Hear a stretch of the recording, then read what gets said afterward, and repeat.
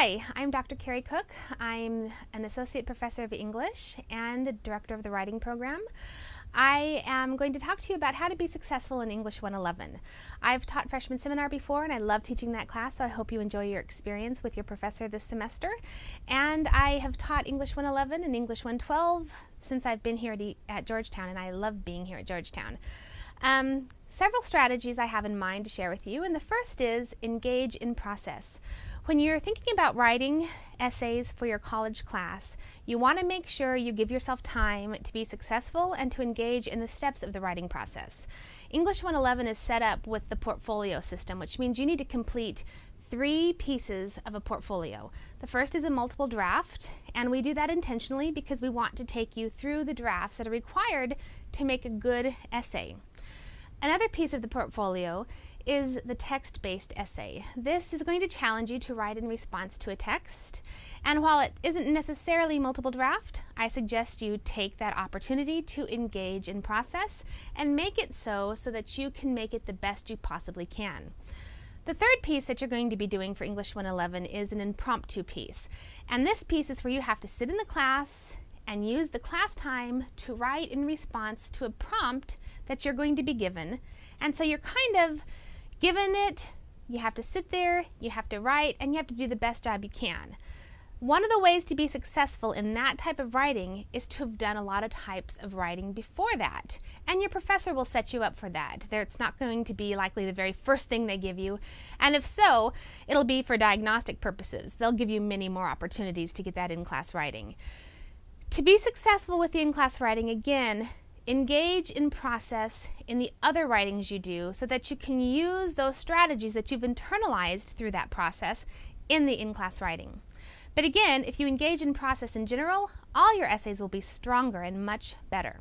So what do I mean by engage in process? Well, like I said, the writing process has 5 steps generally. First is planning. Students often don't take sufficient amounts of time to plan. They want to just do it, get it done. And that's a very natural human instinct, right? We have so much going on in college. You have essays coming in lots of different classes. You have presentations. You have things you want to do just to enjoy college, hang out with your friends, see movies. So the planning process sometimes is shoved aside, and they just want to write and submit, right? Write it and then submit it to their teacher. But I challenge you to truly engage in process, because doing so will help you learn the best strategies that you make a part of your normal repertoire for writing and allow you to make the best piece you can. Because again, with English 111 being proficiency based, you want to gain that proficiency, get to a skill level that's not going to just get you through English 111, but make you a good writer, somebody who's going to be successful in all of your college classes as well as beyond college, which is our ultimate goal. So planning is important because it allows you to think through the ideas that you have in your head, to get good ideas, to be inspired, to think through ideas that you maybe shouldn't pursue. Sometimes we write essays that we're like, why did I write that essay? Well, if you give yourself time to plan and think, you can get rid of those bad ideas and capitalize on the good ideas, especially if your paper is due the next day. You don't want to have something that you wish you hadn't have written and you just did it because it was due the next day. So engage in process, plan, give yourself time for that. The way you do that is to not put it off until the last minute. The next step is drafting. You plan your ideas, you think about what you want to write, and then you get in and you start writing it. You start drafting it, and of course planning is a part of that. As you draft, as you write, you change your plan, you think of new ideas, you weigh them out. You get your ideas down, you put it in the computer, you have your document, and then you should go back and continue with the process, which is revising. Lots of times students want to just draft a paper and turn it in. And you have that option with the writing process to not just do it and turn it in, but to think about what you've done and to make sure it's what you want and that it truly reflects your skill, not the place you were when you happened to write it at a last minute. So take time to draft and go back and look at it and revise and think about it, and then edit, which is the next step. I suggest that when you take time to revise and edit a draft of writing, that you go back in and work with a hard copy assignment. When you work with something on the computer, it doesn't look the same as when you look at it on paper. The computer is constantly flashing, and somehow it does something to our eyes and we miss things. We'll totally overlook it, and I'm sure you've experienced that before. You've seen an assignment that you've written and you look at it and think, I didn't know that word was there. What a silly mistake. Instead of kicking yourself for making a silly mistake, set yourself up for success by engaging in process and drafting in a way that's going to allow you to catch those. Again, one of the best ways to do that is to print out an assignment, get a pen or a pencil, and work on hard copy. Then go through and make those changes. The last step, of course, is what we call publishing, but that's really just submitting it to your professor. Make sure you know what their guidelines are, their expectations for submitting your assignments. Some people want it done through the internet. Some people want it done with the paper stapled. It shows a good deal of respect and understanding of what's being asked of you, that you can follow directions, that you are able to meet criteria when you submit an assignment the way a teacher wants you to submit the assignment. So, engage in process is one thing, the writing process. Get into it and make sure you give yourself time to go through all the steps. If you put it off the night before it's due, the morning before it's due, you've immediately not allowed yourself to engage in that process. So, first step to be successful in English 111, engage in process. Secondly, set yourself up for success. What I mean by this is find a place to write where you're going to be able to focus and do your best work. Sometimes students like to be in their dorm room, or they like to write on their bed because it's comfortable.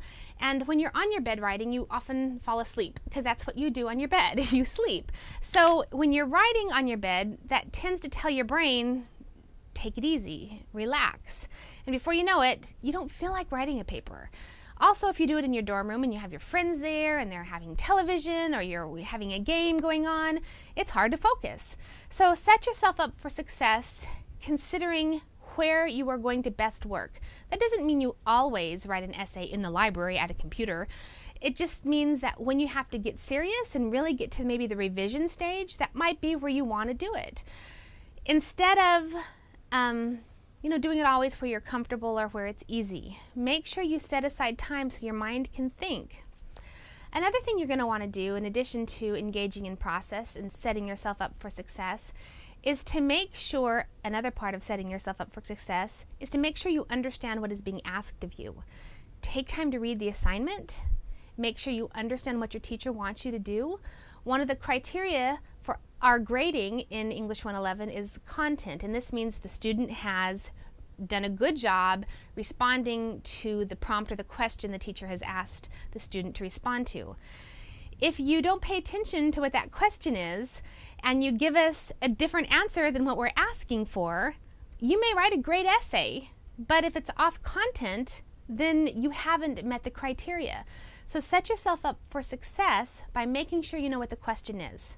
Again, if I'm asking you directions on how to get to the library, and you give me excellent directions on how to get to the rec, well, even though the directions were great, where I've ended up is not where I've asked to go. So make sure you know what the question is and answer it to the best of your ability. In addition to engaging in process and setting yourself up for success, you really need to take advantage of the support that's provided to you. Georgetown offers wonderful support to their students in the freshman writing program. One, of course, is your professor. Your professor sets aside time each week to wait for you in their office and hope that you show up, that if you have questions, you can ask your professor. Take advantage of those office hours. Take advantage of how your professor invites you to contact them. I'm always saying, if you have questions, email me, and I mean that. I want my students to feel like they can ask me questions, and all of our faculty have that same feeling. So take advantage of that invitation. Ask questions if you are concerned, if you aren't sure what the task is, or if you're struggling with the process. Also, we have a wonderful tutoring program. We have the Writing Center, which is a great resource. Your professor in English 111 will give you a bookmark on which the Writing Center has its hours posted. Pay attention to that. Go if you need help. Let that be part of the process. When you're drafting, when you're revising, ask your Writing Center tutor to help you out, to give you that second set of eyes. I always say writing benefits from a second set of eyes. They're happy to read your paper and to give you feedback. That's what writing really is communication. And if you can get communication and feedback from a tutor prior to being assessed, do that. That sets yourself up for success. So take advantage of the tutoring that's available in the Writing Center. Take advantage of tutors that are offered to you through the Student Success program. Take advantage of any kind of support that's given to you, whether you're an international student who's trying to grapple with writing academic English, or whether you are a student who's had English as part of your entire life, but you're learning the new ways of academic writing. Another thing I want to say is don't fear starting over. All right? Sometimes when you write an essay and it's not what you want it to be, students feel as though taking any part of that essay out is like amputating a foot. It's painful. You don't want to get rid of something you've already written. But don't be afraid of that. Writing is exploring and paying attention to your audience and learning how best to get your ideas across. And if you went down part of a path in your essay that is not helping you achieve that goal, cut that path off. Don't be afraid to go into another path and to develop new ideas. That is what the revision opportunity that you're given in English 111 helps you do. So again, don't be afraid of that. By engaging in process and expecting that that should be a part of your process. Hopefully, if you've written something that you think, oh, why did I do that? But it does give me 5 pages, you're not afraid to cut that out and to find a way to get 5 pages or whatever the page limit is in another way. And again, the support provided to you through your professor, through tutoring, can help you hit the mark that you're trying to hit. So, in short, those are my suggestions for doing well in English 111. I'd be happy to talk with any of you if you have any questions. Again, my name is Dr. Carrie Cook. I'm in Pauling Hall 113, and I am the director of the writing program and associate professor of English. Good luck to you this semester.